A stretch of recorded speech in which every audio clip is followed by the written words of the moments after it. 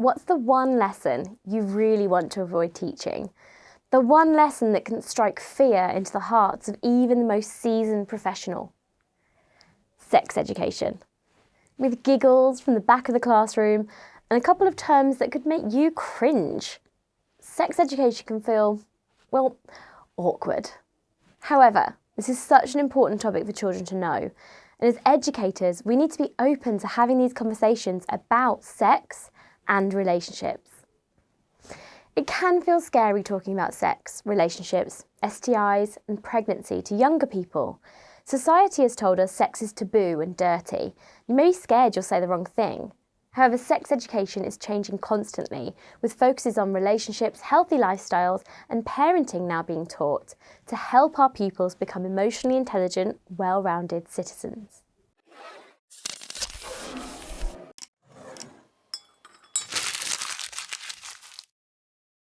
Hi everyone, I'm Natalie from My-progresion, and today we're going through the history of sex education, why it's important to teach in schools, and some top tips to help you confidently tackle this important topic.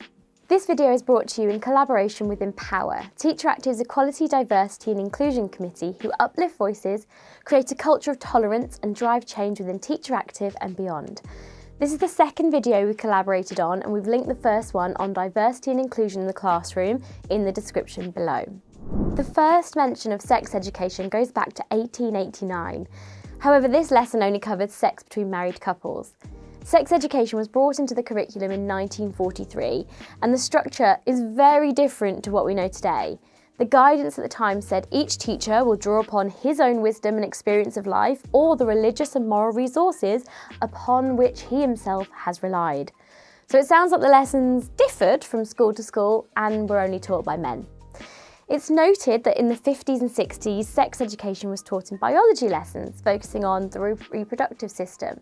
In 1976, sex and relationships education, or SRE, became compulsory in part for age 11 onwards, still mainly teaching children the reproductive system, but now including discussions of contraception. In the 80s, critical thinking was introduced, teaching decision-making, communication and parenting. The 80s is also when Section 28 of the Local Government Act was introduced, which banned schools from promoting homosexuality.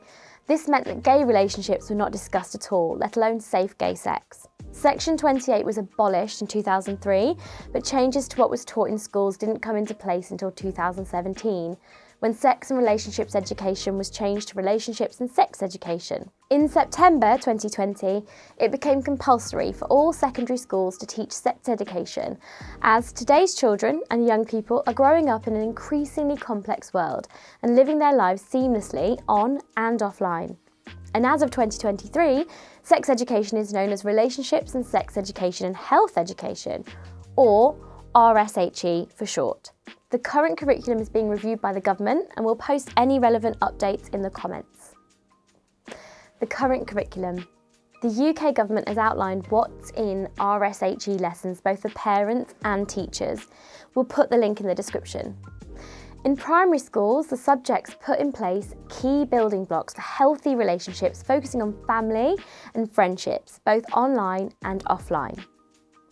Topics include basic first aid, caring friendships, changing adolescent bodies, healthy eating, mental well-being, online relationships, respectful relationships. In secondary school, teaching builds on this and develops pupils' understanding of health, with an increased focus on drugs and alcohol, as well as introducing knowledge about intimate relationships and sex, and how to have positive and healthy sexual relationships. A lot of the topics covered in primary school will also be taught in secondary school, but others include internet safety and harms, intimate and sexual relationships including sexual health, online and media, and committed or unsafe relationships called families. So how to prepare? The first step when preparing for any lesson is to read the curriculum outlines. You'll find these on the government website. Look at what's happening in the news relating to sexual health, pregnancy and relationships so you can get some real life stats and examples. Another important part of your research is the terminology. Do you know your vulva from your urethra? Practice and bring a diagram of all the terms, and unless you're deliberately teaching slang terms, use the correct language. Once you're armed with your diagrams, guide sheets and examples, take a step back and think, is what I'm teaching inclusive? Can you include different ethnicities, genders, sexualities and backgrounds? Since Section 28, many teachers are still scared to talk about homosexuality, but some or many of your secondary school students may be questioning their sexuality or confused, which is where you can help. For SEND students, you may need to tailor the content to meet their specific needs. The government recommends those with an EHC plan to link their RSHE studies with preparing for adulthood.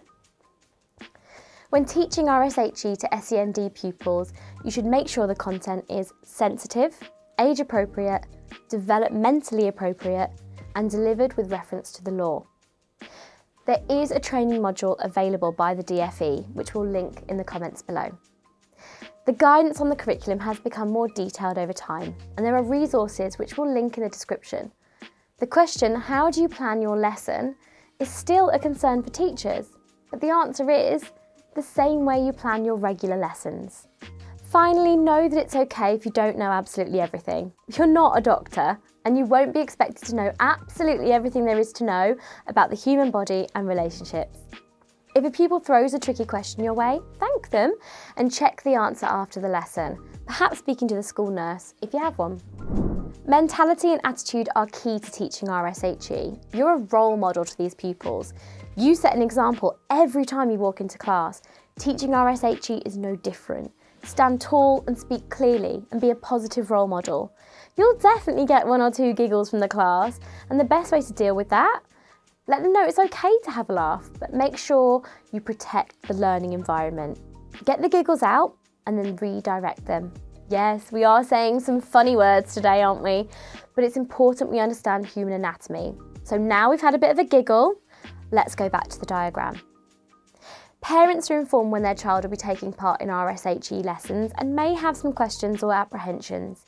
Be prepared for this. Just like any parents' evening, you can clearly explain the lesson topics, show diagrams and stress the importance of this knowledge in children. However, be aware that parents can withdraw their child at any time if they wish. So what happens if we don't teach sex education? Children today have grown up with the internet at their disposal.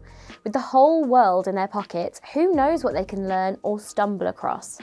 Pornography is widely available on the internet and on social media. And by not teaching healthy sexual relationships, your pupils may think the imagery that they see in pornography is the norm. And according to UNESCO, when children are not properly educated, they're at more risk of harmful sexual behaviours. Sexually transmitted infections can often go unnoticed, with no symptoms showing for years. If your pupils don't know what to look out for or how to protect from STIs, how will they stop it from spreading? A survey in England conducted in 2022 found that those under 25 account for the highest rates of new STI diagnosis, and 1 in 3 said they didn't know how to access sexual health services. The AIDS pandemic spread across the world in the 80s, killing millions of gay people, which could have been prevented. Misinformation was spread in the press, which created fear, meaning people were scared or embarrassed to receive sexual health or had no access to it. Teenage pregnancy is also a real concern. Studies have found that teenagers who fall pregnant often do not finish their education, live in poverty, and are more likely to face mental health problems.